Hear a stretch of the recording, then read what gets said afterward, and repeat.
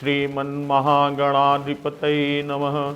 लक्ष्मीनारायणाभ्यां नमः।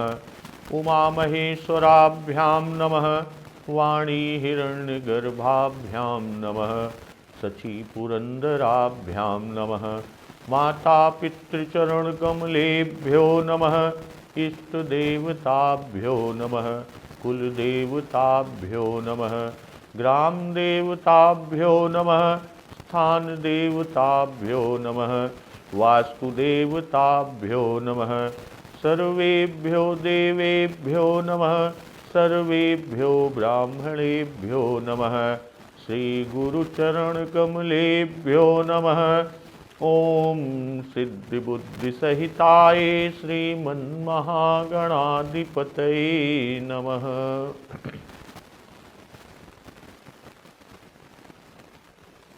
प्रभु श्री रामचंद्र जी गंगा जी के तट से मंत्री सुमंत्र जी को जबरदस्ती लौटा दिए और स्वयं गंगा जी के तट पर, गंगा जी के तीर पर आते हैं।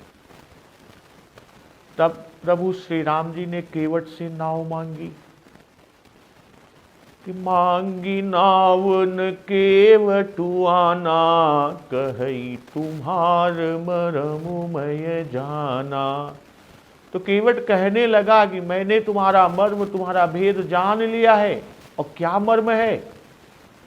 चरण कमल रज कहु सबु कहई, मानुष करनि मूरी कछुअई। कि तुम्हारे चरण कमलों की धूल के लिए सब लोग कहते हैं कि चरण कमल रज कहु सब कहई। सभी लोग कहते हैं क्या? कि मानुष करनि मूरी कछुअई, कि वह मनुष्य बना देने वाली कोई जड़ी है। कैसे? कि छुअत शिला भई नारी सुहाई, पाहन तेन काठ कठिनाई। कि जिसके छूते ही पत्थर की शिला सुंदरी स्त्री बन गई। तो मेरी नाव तो काठ की है, और काठ पत्थर से कठोर तो होता नहीं। पत्थर न्यू मुनि घरनी हुई जाई, बाट परई मोरी नाव उड़ाई। अब मेरी नाव भी मुनि की स्त्री हो जाएगी और इस प्रकार मेरी नाव उड़ जाएगी, मैं तो लुट जाऊंगा। या यूं कहें कि रास्ता रुक जाएगा जिससे आप पार न जा सकेंगे, और मेरी रोजी मारी जाएगी, यानी मेरे खाने कमाने की राह भी मारी जाएगी।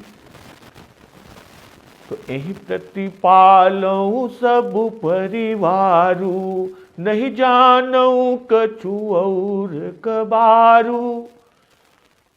केवट कह रहा है कि मैं तो इसी नाव से सारे परिवार का पालन और पोषण करता हूं।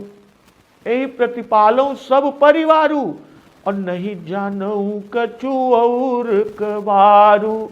और कोई दूसरा काम धंधा में नहीं जानता। श्री राम। जो प्रभु पार अवसि गा चहु, मोहि पद पदुम पखारन कहू। हे प्रभु, यदि अवश्य ही पार जाना चाहते हैं तो मुझे पहले अपने चरण कमल पखारने के लिए कह दीजिए, चरण कमल को धोने के लिए, धो लेने को कह दीजिए।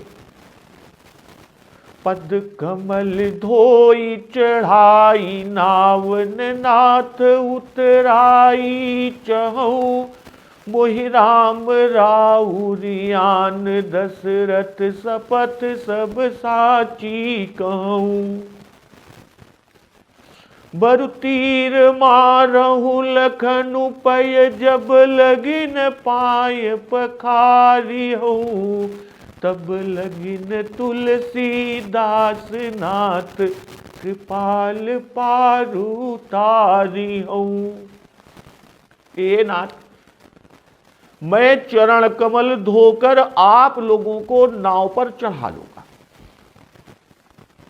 बिना चरण कमल धोए नाव पर नहीं चढ़ाऊंगा। इसलिए चरण कमल धोकर आप लोगों को नाव पर चढ़ाऊंगा, और मैं आपसे कुछ उतरा ही नहीं चाहता। तो हे राम, मुझे आपकी दुहाई और महाराज दशरथ की सौगंध है, मैं सब सच सच कहता हूं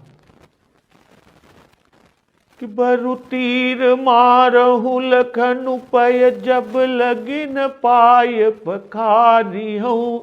कि लक्ष्मण भले ही मुझे तीर मारे, पर जब तक मैं पैरों को पखार नहीं लूंगा, धो नहीं लूंगा, तब तक हे तुलसीदास के नाथ, हे कृपालु, मैं पार नहीं उतारूंगा।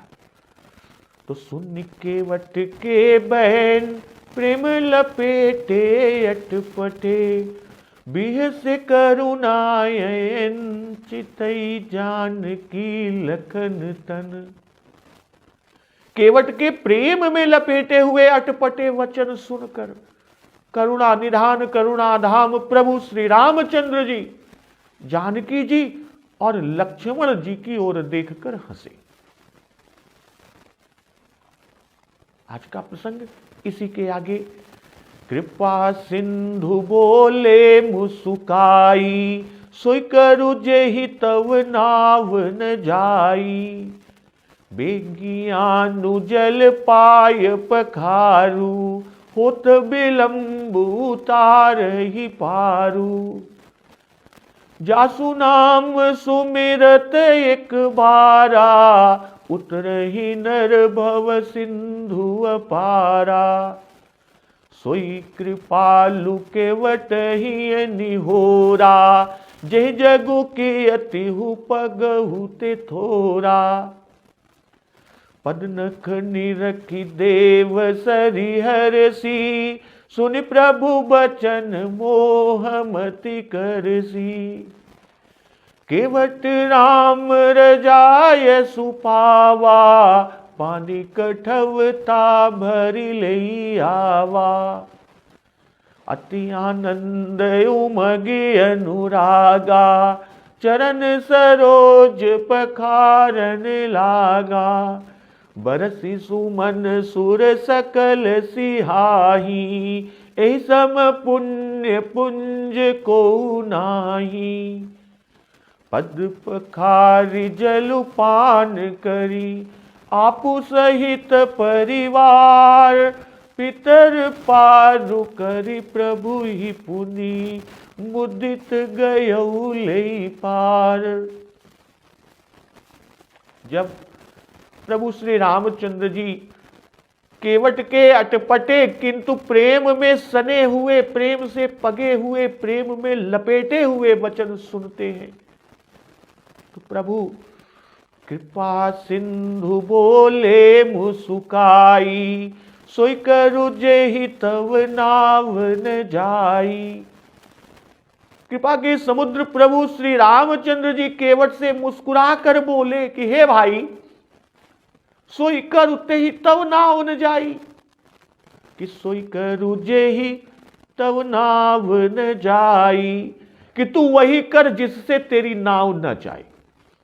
किंतु बेगियानु जल पाय पखारू, होत बिलंब उतारहि पारू। किंतु जल्दी पानी लाओ और पैर धो लो, देर हो रही है और जल्दी से पार उतार दो। जासु नाम सुमिरत एक बारा, उतरहि नर भव सिंधु अपारा। एक बार जिनका नाम स्मरण करते ही मनुष्य अपार भव सागर के पार उतर जाते हैं, और जिन्होंने वामन अवतार में जगत के 3 पग से भी छोटा कर दिया था, पूरे जगत को 2 ही पग में त्रिलोकी को नाप लिया था, वही कृपालु प्रभु श्री रामचंद्र जी। कि सोई कृपालु केवट ही निहोरा, अजेहि जगु की तिहु पगहु ते थोरा। वही कृपालु प्रभु श्री रामचंद्र जी गंगा जी से पार उतारने के लिए केवट का निहोरा कर रहे हैं।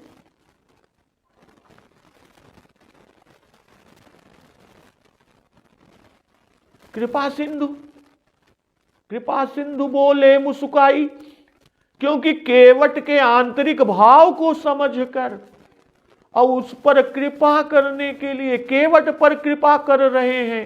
अब मुस्काई, भगवान को केवट की इच्छा पूरी करनी है। अब मुस्काने के पीछे का भाव यह है कि गंगा जी को मोहित करना है, और नहीं तो कहीं गंगा जी अपना उद्गम और जन्मस्थान जानकर मार्ग न दे दें, और जिससे केवट का मनोरथ पूरा ना हो सके, केवट का मनोरथ ही पूर्ण ना हो सके। और दूसरे कि राम ते अधिक राम कर दासा, यह वचन भरत जी के विषय में चरितार्थ करना है। यहां ध्यान रहे, अरण्य कांड में श्री राम जी को अपना स्वामी जानकर नदियों का मार्ग देना कहा है कि सरिता बन गिरी अवघट घाटा, पति पहिचानी देहि बर बाटा। पर यहां गंगा पार होने के लिए केवट से विनय कर रहे हैं प्रभु भक्त वत्सल कृपालु श्री रामचंद्र जी।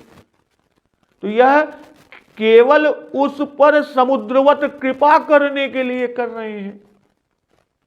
सोई कर जेहि तव नाव न जाई, इतना कहने पर भी केवट चरण प्रक्षालन के लिए जल नहीं लाया, क्योंकि वह अपने वचन पर डटा हुआ है। जो उसने पहले ही कहा है कि जो प्रभु पार अवसी गाचहु, मोहि पद पदुम पखारन कहू। इसी से फिर प्रभु जी को कहना ही पड़ा कि बेगियानु जल पाय पखारू, और निहोरा भी करना पड़ा कि होत विलंब उतार ही पारू। केवट ने अपना निश्चय शपथ पूर्वक कहा। तो यह है बालहट कि बालक सुत समदास यमानी। अब बालकों के वचन, भाई बालकों के वचन तो प्रेम लपेटे अटपटे होते ही हैं कि जो बालक कह तो तरी बाता, सुनहि मुदित मन पितु अरु माता। बालक छोटा बड़ा राजा रंक वह कुछ भी नहीं जानता। और बाबा गोस्वामी तुलसीदास जी लिख रहे हैं कि जासु नाम सुमिरत एक बारा, उतरहि नर भव सिंधु अपारा। नाम को कहा है, फिर जेहि जग किए तेहि पगहु ते थोरा, कहकर यह दिखा रहे हैं कि नाम का ही यह महात्म नहीं है, रूप की भी ऐसी ही महिमा है। प्रभु ने ही वामन अवतार लेकर 2 पग में ही तीनों लोकों को नाप लिया था। फिर भला गंगा जी पार होने के लिए उन्हें नाव की या केवट से निहोरा करने की क्या आवश्यकता हो सकती है? अर्थात कोई आवश्यकता नहीं, कदापि नहीं। प्रभु तो केवट पर कृपा करना चाहते हैं, केवट का मनोरथ पूरा करना चाहते हैं। सोई कृपालु वहां बलि पर कृपा की थी, वामन रूप में 1 पग में उनको नापकर उन पर कृपा की। तो वैसे ही यहां चरण धुलाकर नाव पर चढ़कर केवट पर कृपा कर रहे हैं कि किए तेहु पगहु ते थोरा। राजा बलि ने वामन रूपधारी भगवान की विधि पूर्वक पूजा करके हाथ में जल लेकर 3 पग भूमि का संकल्प कर दिया। तब भगवान का वह वामन रूप बढ़ने लगा, और यहां तक बढ़ा कि पृथ्वी आकाश दिशाएं स्वर्ग पाताल समुद्र पशु पक्षी मनुष्य देवता ऋषि सब के सब उसी में समा गए। राजा बलि ने भगवान के उस शरीर में पंचभूत इंद्रियों के विषय अंतःकरण और जीवों के साथ संपूर्ण त्रिगुणमय जगत देखा। प्रभु के चरण तल में रसातल, चरणों में पृथ्वी, पिंडलियों में पर्वत, घुटनों में पक्षी और जंघों में मरुद्रण को देखा। इसी प्रकार भगवान के वस्त्रों में संध्या गुह्य स्थानों में प्रजापतिगण, जघन स्थल में अपने सहित समस्त असुरगण, नाभि में आकाश, कोख में सप्त समुद्र और हृदय में नक्षत्र समूह को देखा।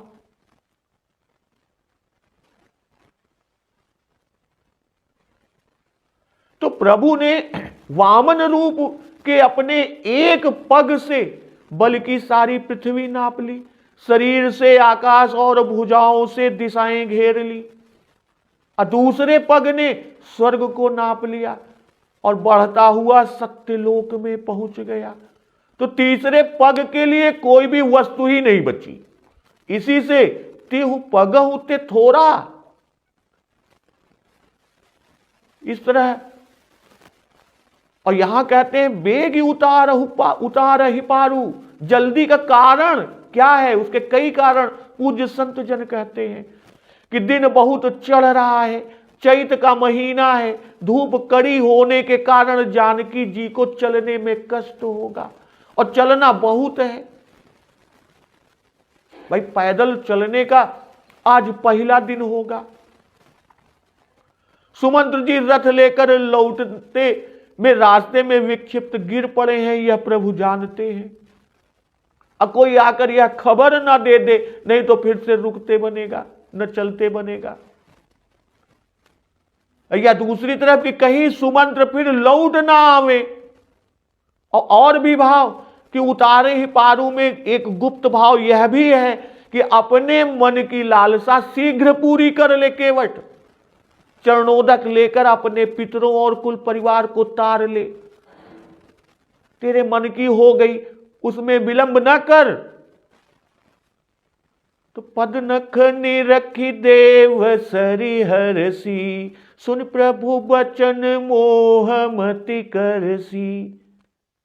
श्री रघुनाथ जी के चरण नखों को देखकर, अपना उत्पत्ति स्थान जानकर और यह समझकर कि बिछुड़े हुए चरणों का स्पर्श होगा, गंगा जी प्रसन्न हुई।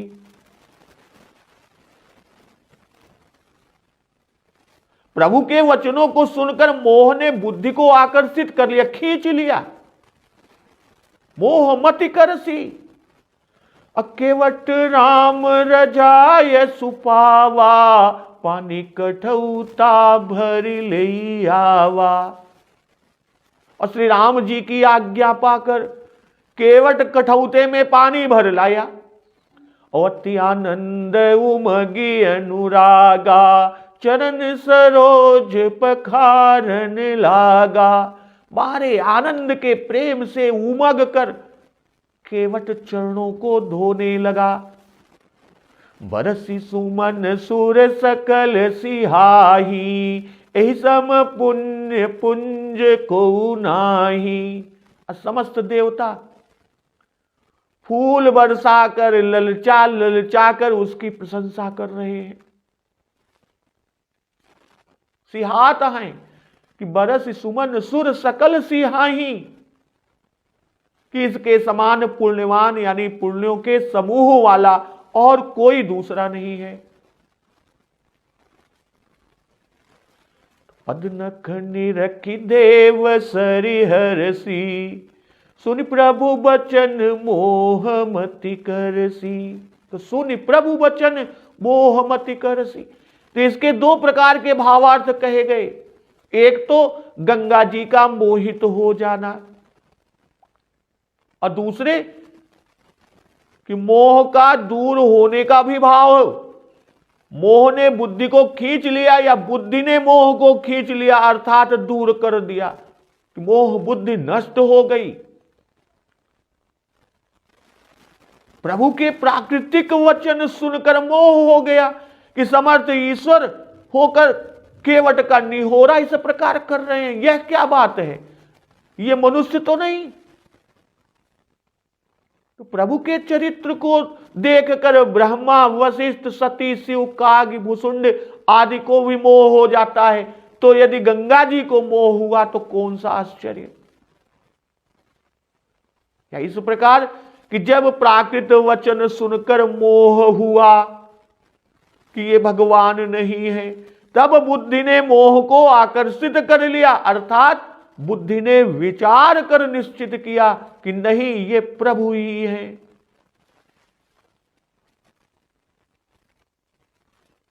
नरलीला करते हैं तब मोह छूट गया, क्योंकि यदि मोहित रखना कायम करते, यदि श्री राम जी के ब्रह्म का अवतार होने में संदेह बना रहता, तो आगे सीता जी का महत्व गंगा जी कैसे कह रही हैं।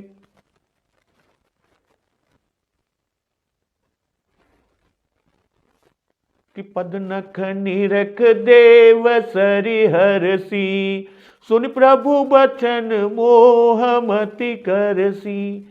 भाई भगवान के पद नख को देखकर गंगा जी प्रसन्न हुई कि अब इन चरणों से जो अनंत काल का वियोग था वह मिट गया। परंतु भगवान के वचन सुनकर यह मोह भ्रम दूर हो गया और श्री गंगा जी को यह पता लगा कि भगवान बिना विलंब के चले जाने वाले हैं। और जब से पद नख से वियोग हुआ, तब से लेकर आगे कल्पांत तक बहते रहना ही मेरे भाग्य में बदा है। भाई श्री राम जी से विछो होने से यही दशा होती है। विनय पद में कहा कि यद्यपि यति पुनीत सुर सरिता तिहु पुर सुजस घनेरो, तजे चरण यजहू न मिटत नित बही बोताहू केरो।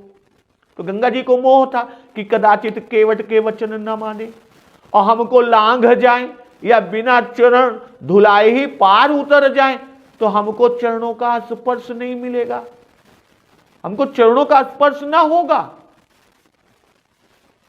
और यह मोह प्रभु के वचन की बेज्ञान जल पाय पखारू सुनकर दूर हो गया, अर्थात गंगा जी को विश्वास हो गया कि अब अवश्य प्रभु के चरण के स्पर्श का सौभाग्य मुझे प्राप्त होगा। रघुनाथ जी ने कहा था कि बेज्ञान जल पाय पखारू, होत विलंब उतार ही पारू। तो इन वचनों को सुनकर माता गंगा जी समझी कि हमारे निकट से शीघ्र जाना चाहते हैं। इससे मोह ने मति को खींचा कि युगों के बीतने पर आज पुनः मिले और सो भी तुरंत ही छोड़कर जाना चाहते हैं। भाई जब गंगा जी ने पहचाना कि यह अपना जन्म स्थान, इसलिए पितृ दर्शन से उनको आनंद हुआ, उत्साह हुआ कि पिता को मार्ग देकर उनकी एक बार यह अल्प सेवा कर लूंगी कि सरिता सर गिर और घट घाटा, पति पहचान दे ही बरबाटा। पर भगवान ने सोचा कि इससे तो हमारे अवतार का रहस्य प्रकट हो जाएगा और केवट की इच्छा भी पूरी नहीं होगी।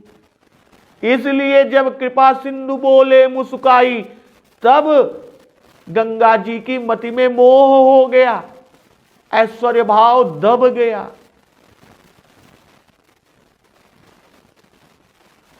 और माधुर्य भाव प्रकट हो गया।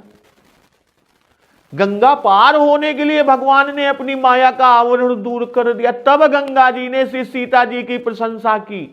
अब प्रभु की मुस्कान ऐश्वर्य भाव को दबाकर माधुर्य भाव को क्रियाशील कर देने के लिए होती है कि उपजा जब ज्ञाना प्रभु मुस्काना, चरित बहुत विधि कीन चहे। तो प्रभु की मुस्कान ऐश्वर्य भाव को दबाकर माधुर्य भाव को क्रियाशील कर देती है। तो पानी कठौता भरी ले आवा, केवट लाया। और कब कि केवट राम रजाय सुपावा, पानी कठौता भरी ले आवा।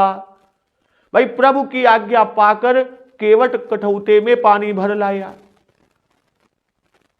सामान्यतः केवट लोगों के पास नाव पर एक छोटी कठौती यानी पानी उलचने के लिए रहा करती है, तो वह उसी को जल्दी से ले आया। कवितावली में इसका बड़ा सुंदर वर्णन है कि प्रभु रुख पाई के बोलाई, बाल घर निबंदी कई चरण चहुदिस बैठे घेरी घेरी। छोटो सो कठौता भरी आनी पानी, गंगा जू को धोई पाए पियत पुनीत बारी फेरी फेरी। तुलसी सराहे ताको भाग सा अनुराग सुर, बरसय सुमन जय जय कह टेरी टेरी। विबुध स्नेह सानी बानी ऐसे आनी सुनी, हंसे राधो जान की लखन तन हेरी हेरी। तो यहां कठौता लाने के पीछे एक दूसरा भाव भी, कि केवट ने चालाकी की कि कठौती लाया जिससे परीक्षा भी हो जाएगी। यदि यह स्त्री हो जाएगी तो कठौती, यदि यह स्त्री हो गई तो कठौती ही हमारी जाएगी, नाव तो बची रहेगी, हमारा कोनो विशेष हानि नहीं होगी। भगवान तपस्वी वेश में है और तपस्वियों को धातु का स्पर्श नहीं करना चाहिए। वे धातु नहीं छूते, पाषाण और काठ को छूते हैं। इसी से स्वर्ण के अनेक आभूषण होते हुए भी केवट को उतराई देने के लिए श्री जानकी जी ने मणि मुद्रिका ही पति प्रभु श्री रामचंद्र जी के हाथ में दिया। और लंका में हनुमान जी को, रघुनाथ जी को देने के लिए जब हनुमान जी ने कहा कि माता, जैसे प्रभु ने मुझे मुद्रिका दिया था, आप भी कोई पहचानी दीजिए, तब माता जगदम्बा सीता जी ने हनुमान जी को रघुनाथ जी को देने के लिए चूड़ामणि उतार दीन ही, चूड़ामणि उतार कर दी थी। और ये दोनों आभूषण पाषाण के हुए। भाई धनुष और बाण जो धारण किए हैं वह तो अपना छात्र धर्म है, और फिर वह परोपकार करने हेतु लिए हैं। ऋषियों को पीड़ा देने वाले रावण आदि राक्षसों का वध करने के लिए। तो यहां केवट कठौता लाया, भगवत चरणामृत पान करने के लिए जो बहाना किया कि काठ की नाव न उड़ जाए, तो उसका बुद्धिपूर्वक निर्वाह केवट करता जा रहा है। यही केवट की चतुराई है। और यहां गंगा जल को पानी कहने का भाव, यह तो रोज ही मिलता है, पर चरण अलभ्य लाभ है कि जहां से गंगा जी निकली हैं। प्रभु श्री राम जी ने भी जल कहा कि बेगियान जल, पर प्रभु के साक्षात चरणोदक के आगे केवट का पानी लाना कहे। और चरण उसी पानी में धो लेने पर उसी को पुनीत बारी और जल कहा कि पियत पुनीत बारी फेरी फेरी। जलपान करी तो अति आनंद उमगे अनुरागा, चरण सरोज पखारन लागा। भाई विवाह के समय के पाद प्रक्षालन प्रसंग में कि बरु बिलो की दंपति अनुरागे, पाय पुनीत पखारन लागे। लागे पखारन पाय पंकज प्रेम तन पुलकावली। श्री जनक जी और श्री सुनैना जी अनुरागे और अनुराग से उनके शरीर में पुलकावली होने लगी। और केवट के तो अति आनंद है और अनुराग उमड़ता चला आता है। तब शरीर की प्रेम पुलकावलियों का क्या कहना। अनुराग उमड़कर प्रेम के अश्रु पुलकावली गदगद कंठ द्वारा बाहर निकल रहा है। और अति शब्द देकर बाबा गोस्वामी तुलसीदास जी यह सिद्ध कर रहे हैं कि केवट श्री जनक महाराज जी से भी अधिक अनुराग युक्त हृदय से चरण सरोज को पखार रहा है। केवट को अति आनंद हुआ ही, क्योंकि श्री जनक जी को तो कन्यादान के समय चरण प्रक्षालन का अधिकार ही था। यह तो केवट था, उसके भाग्य में वह अधिकार कहां था। यह तो था कि जा सुछा छुई ले ये खींचा। अब यहां कहते हैं चरण सरोज कहकर कि जे पद सरोज मनोज हरिउर सर सदैव विराज ही। मकरंद जिनको शंभु सिर सुचिताय अवधि सुर बर नहीं, करि मधुप मन मुनि जोगी जन जैसे अभिमत गति लहै, ते पद पखारत भाग्य भाजन। अर्थात इन चरण कमलों का निवास शंभु के उर रूपी सर में, हृदय रूपी सरोवर में इनके मकरंद का निवास शंकर जी के सिर पर रहता है। और मुनिगण तथा योगी जन के मन इन कमलों के भंवरे हैं, तो ऐसे दुष्प्राप्य चरण कमलों का प्रक्षालन केवट कर रहा है, तब इसके भाग्य की सराहना क्या की जा सकती है। अच्छे केवट को चरण प्रक्षालन करते, चरण पखारते देख बरसी सुमन सुर सकल सिहाही, एहि सम पुण्य पुंज को नाही। भाई विवाह के समय दंपति ने जब पद प्रक्षालन किया कि भाग्य भाजन जनक जय जय सब कहें, और यहां देवता फूल बरसाने लगे और उसके भाग्य की सराहना ईर्ष्या पूर्वक कर रहे हैं, सिहाय के करता है। और यह बात विवाह के समय ना रही। ऐसी केवट का भाग्य दंपति यानी महाराज जनक जी और रानी सुनैना जी से भी अधिक बता रहे हैं।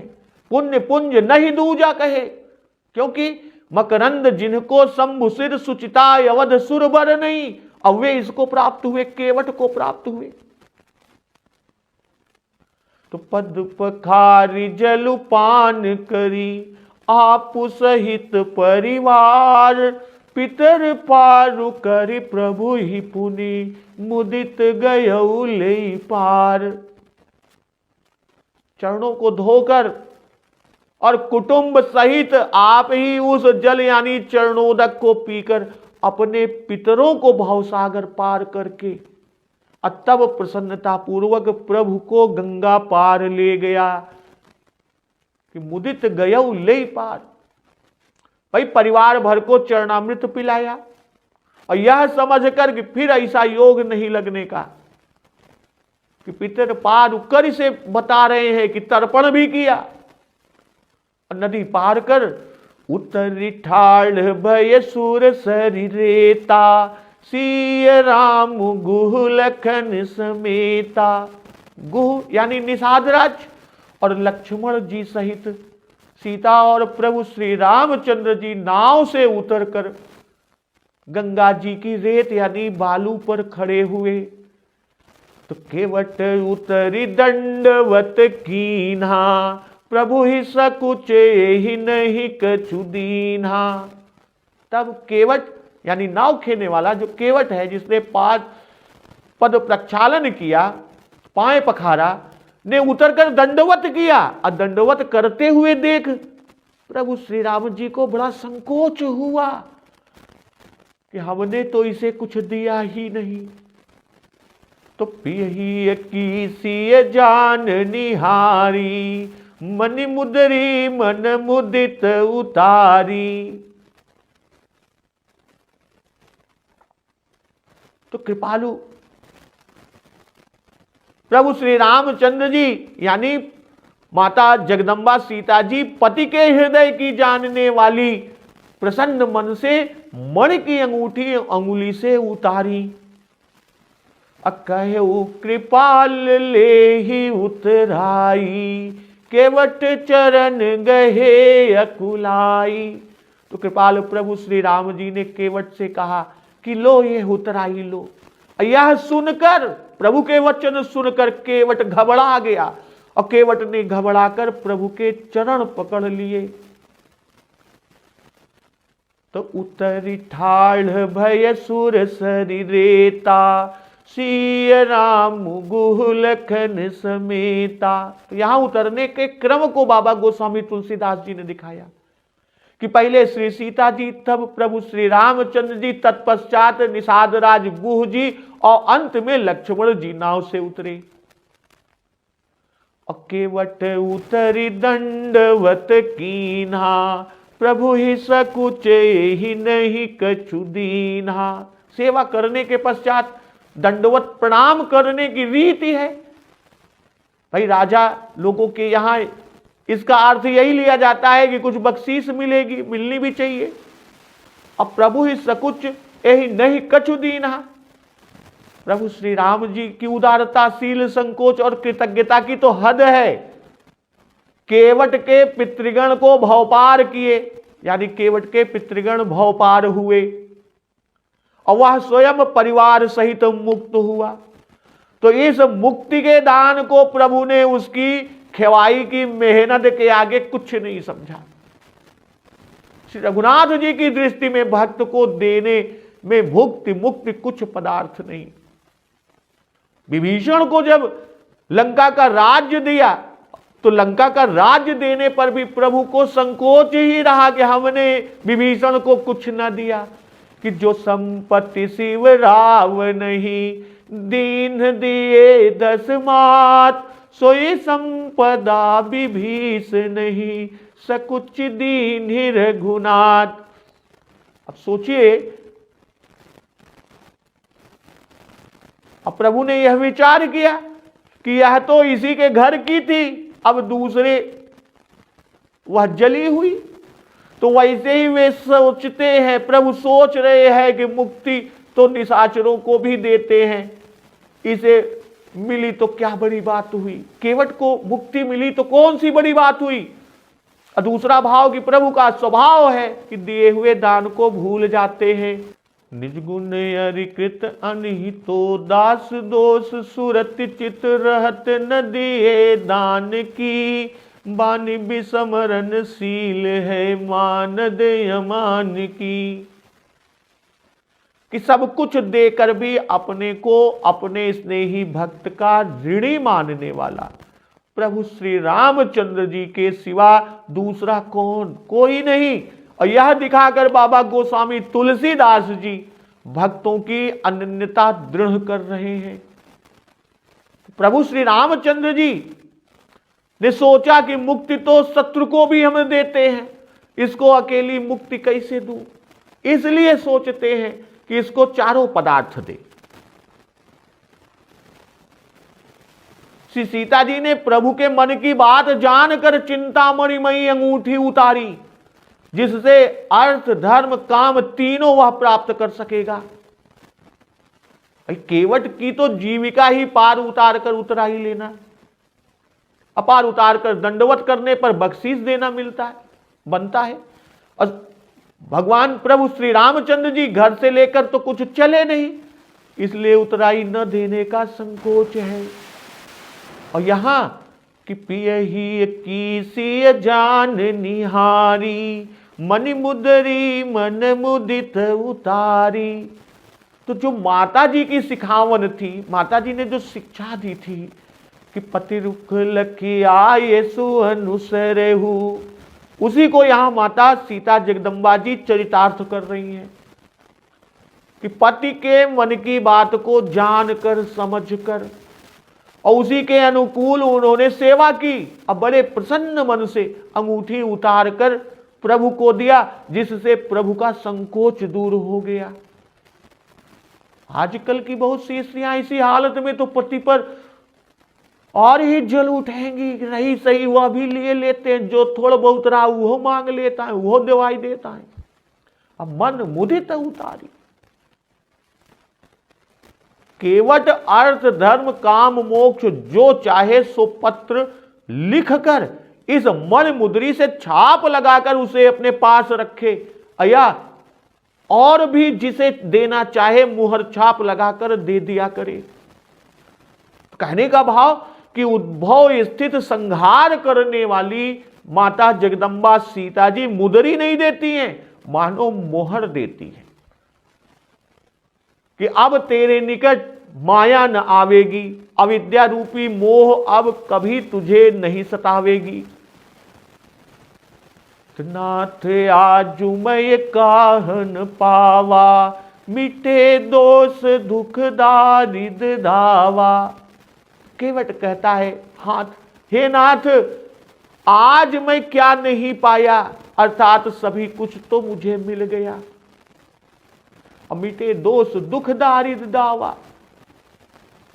अब क्या बाकी है? मेरे दोष दुख दरिद्रता रूपी दावानल आज मिट गए तो बहुत कालमय कीन ही मजूरी, आज दीन विधि बनी भली भूरी।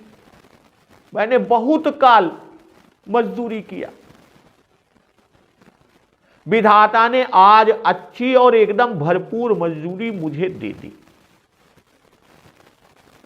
सारा मेहनताना आज दे दे। तो अब कछु नाथ न चाहिए मोरे, दीन दयाल अनुग्रह तोरे। तो हे नाथ, हे दीन दयाल, अब आपका अनुग्रह होने से मुझे और कुछ नहीं चाहिए। और कहता है कि फिर तिबार मोहि जो देबा, सो प्रसाद मैं सिर धरि लेबा। केवट कह रहा है कि प्रभु लौटते समय जो कुछ प्रसाद आप मुझे देंगे मैं सिर पर धारण करके उसे ले लूंगा। पहले केवट ने कहा, घबराकर केवट ने चरण पकड़ लिए। यह कि वह लेना नहीं चाहता चरण पकड़ कर, वह जानता है कि क्या आपके दर्शन होने पर भी भोग की इच्छा रहती है। अब मुझे मत ठगिए प्रभु, अब और न ठगा। यह सी बतावता है कि ईश्वर की भक्ति करने से मुक्ति और भुक्ति आप ही आप प्राप्त हो जाती है। और मैं शपथ कर चुका हूं कि उतराई नहीं लूंगा, उतराई नहीं चाहता। तो आप मुझे मुदरी देकर झूठा बनाना चाहते हैं, शपथ तुड़वाना चाहते हैं। तो ऐसा करके केवट टालना चाहता, इसी से कहता है कि मैं सब कुछ तो पा गया, अच्छा ठीक है, लौटती बार जोन देवा हम तो न ले लेबे। और कहता है कि मिटे दोष दुख दारिद्र दावा। दोष तो अनेक प्रकार के पूर्व कर्मों का, और दुख तीन प्रकार के, दैहिक दैविक और भौतिक। दावा यानी दावाग्नि अग्नि, भाई तीन।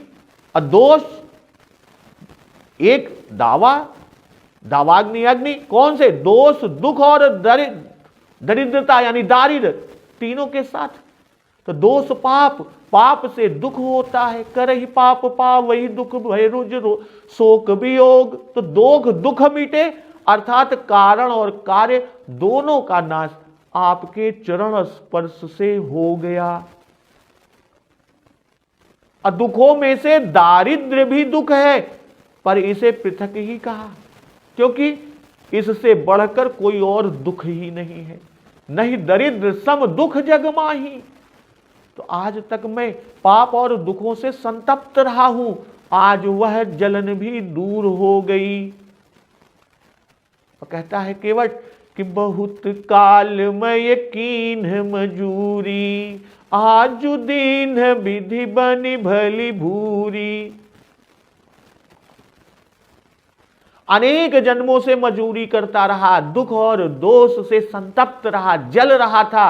आज आपकी मजूरी की तब पेट भरा और सारे ताप दूर हुए। केवट का जन्म लेकर आज तक नाव खेवत रहे, किंतु भरपूर से भी अधिक उतराई आज ही मिली कि हम हमारे परिवार अब पुरखा सब तरी गए। तो अब कछु नाथ न चाहिए मोरे, दीन दयाल अनुग्रह तोरे। भाई केवट को श्री राम दर्शन से सहज स्वरूप की प्राप्ति हो गई।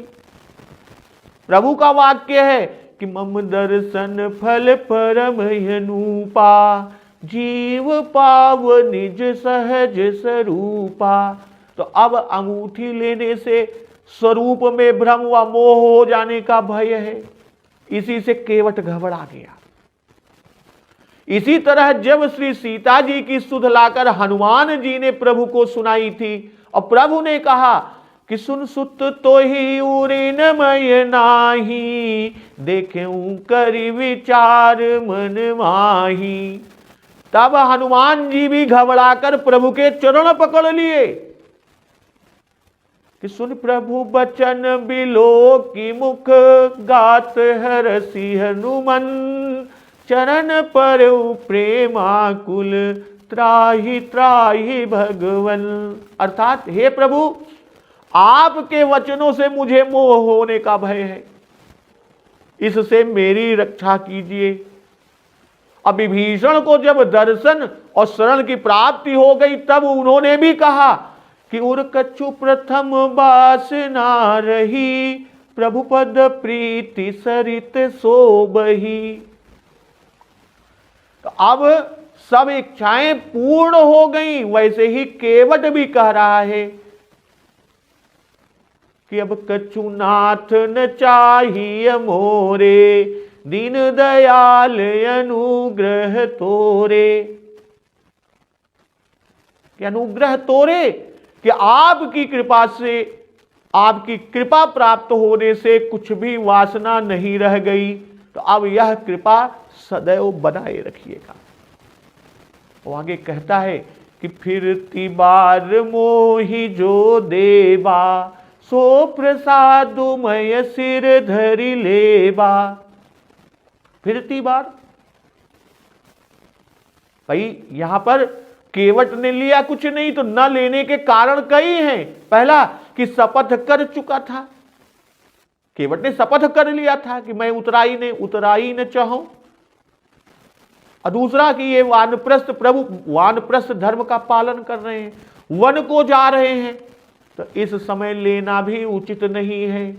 तीसरा कारण न लेने का, हमको परिवार और पुरखों समेत भव पार आपने किया, हमने गंगा जी को पार कराया, दोनों बराबर हो गए। श्री राम। अब जब फिर आकर उतरेंगे तब उतराई लूंगा, क्योंकि मुझे तो एक ही बार उतरना है। भगवान को ऋणी बनाए रखता है, जिससे फिर इसी घाट पर आकर उतरे। असो प्रसादु मैं सिर धरि लेबा, सो प्रसादु कि मजूरी तो तब भी मुझे नहीं चाहिए, प्रसाद आपका चाहिए, आपका प्रसाद चाहिए। सो जो प्रसाद यानी प्रसाद वस्तु यानी प्रसन्नता आप देंगे, वह आदर पूर्वक ले लूंगा। मोहि जो देबा, यदि प्रभु कहें कि लौटते समय अंगूठी न रही तो का देंगे। उस पर कह रहा है केवट कि जो कुछ आप देंगे मैं वही आपका प्रसाद खुशी से ले लूंगा। तो बहुत कीन प्रभु लखन सिय, नहीं कछु केवट ले, विदा कीन करुणायतन, भगति बिमल बरु देई। तो प्रभु ने, लक्ष्मण जी ने और माता सीता जी ने बहुत आग्रह किए, बहुत उपाय, बहुत प्रयास किए, पर केवट कुछ नहीं लेता। तब करुणा के स्थान श्री रामचंद्र जी ने निर्मल भक्ति का वरदान देकर उसे विदा किया। भाई जिसमें ऐसा वैराग्य होता है कि मूर्तिमान लक्ष्मी जी के देने पर भी नहीं लेता, जो ऐसा निष्काम होता है, उस पर प्रभु आचार्य लक्ष्मण जी और श्री जी प्रसन्न होती हैं, और तभी प्रभु अपनी भक्ति देते हैं। श्री राम लक्ष्मण जानकी जी भोग पदार्थ देते रहे, पर लेने पर भक्ति मिली। पर वो केवट ने जब नहीं लिया तब उसे भक्ति मिली, न लेने पर भक्ति मिली। भाई नाव खेने वाले को यहां विदा कर दिया, पर निषाद राज अभी भी साथ है।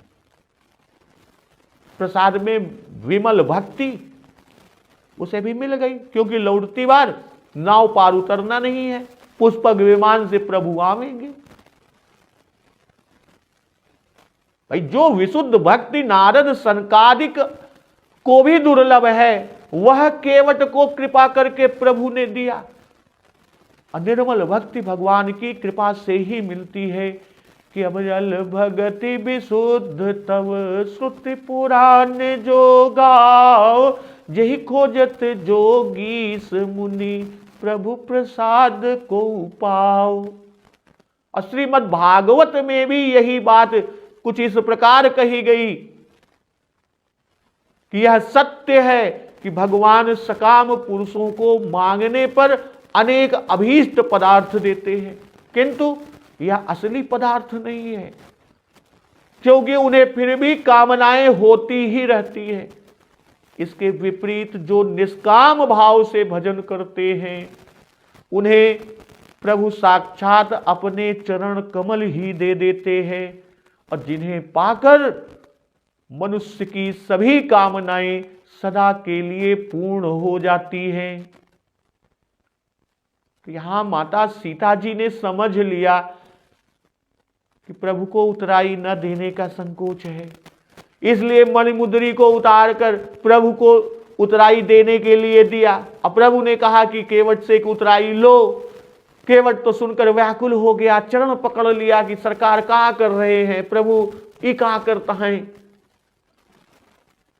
हम संसार में आपन कौन सा मोह दिखाऊ, लोग का कही हैं, ऐसा ही दुष्ट है कि उतराई के लिए स्त्री का गहना उतरवाइल है। तो प्रभु श्री रामचंद्र जी देखें कि हमरे हाथ से न ले, तब लक्ष्मण जी से कहन के अच्छा भाई तू दे दो। लक्ष्मण जी का भी बहुत प्रयत्न करने, बहुत प्रयास कहने, लेकिन उन्होंने सुनाई ले। तभी बात ठहरी कि जेकर गहना या वह दे।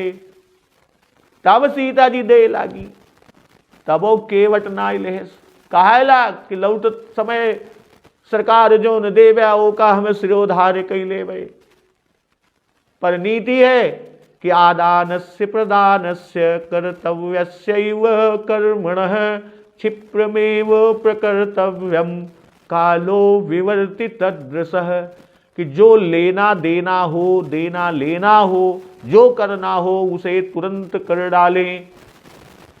और केवट को बहुत प्रलोभन दिया गया, बहुत प्रलोभन, पर वह लेता नहीं, इसलिए उसे सांसारिक भोगों से निष्पृह देख प्रभु श्री राम जी ने केवट को विमल भक्ति दी। इस तरह कि विपिन गमन केवट अनुरागा प्रकरण यहीं पर समाप्त हुआ। अब आगे अगले दिवस पर सुरसरी उतरी निवास प्रयागा प्रकरण प्रारंभ होगा, जिसका श्रवण अमृत रसपान हम लोग अगले दिवस की कथा में करेंगे। तो एक बार जोर से बोलिए सियावर रामचंद्र की जय, पवन सुत हनुमान की जय, जगत जननी मां जगदम्बा की जय, गुरुदेव भगवान की जय, उमापति महादेव की जय। जय श्री राम।